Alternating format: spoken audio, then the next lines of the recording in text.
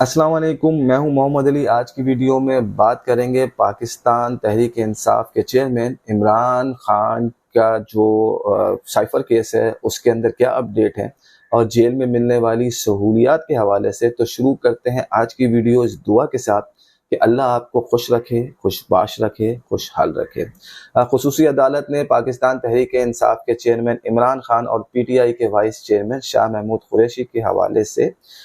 جو judicial remand ہے اس میں 26 ستمبر تک توسیع کرتے ہوئے ان کے اور ان کے دیگر پارٹی رہنماؤں کے خلاف سیکشن 5 اور سیکشن 9 کے تحت درج سائفر کیس میں بھی توسیع کر دی ہے۔ خصوصی عدالت کے جج نے وزارت قانون کی جانب سے عمران خان کے خلاف سائفر کیس کا اٹک جیل میں ٹرائل کرانے پر اعتراض کا نوٹیفیکیشن جاری کیے جانے کے بعد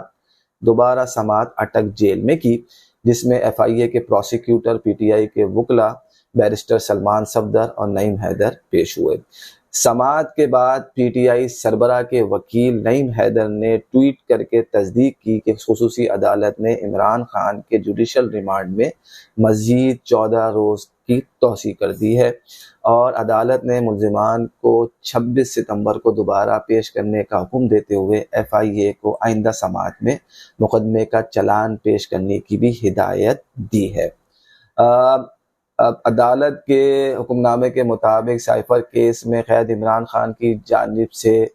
سہولیات اور عمران خان نے اپنی اہلیہ سے جیل کے احاطے میں تنہائی میں ملاقات کے دوران وقت بڑھانے کی درخواست کی تھی، اس پر وزارت قانون کو کوئی سنجیدہ اعتراض نہیں ہے، جس پر عدالت نے جج